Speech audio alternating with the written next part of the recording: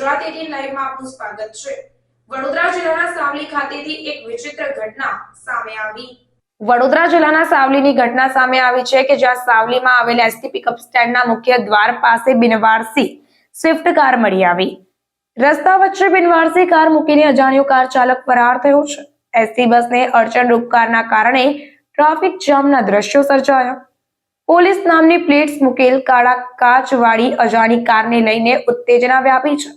ST pickup સ્ટેન્ડના traffic controller દ્વારા સાવલી પોલીસને આ ઘટનાની જાણ કરાઈ ત્યારે મોડે ચાલક આવતા ગાડી બંધ થઈ હતી અને પોતે મેકેનિકને બોલાવવા ગયો હોવાનું કારણ જણાવ્યું। સાવલી પોલીસે ગાડીને ડિટેઇન કરીને કાર્યવાહી હાથ ધરી છે।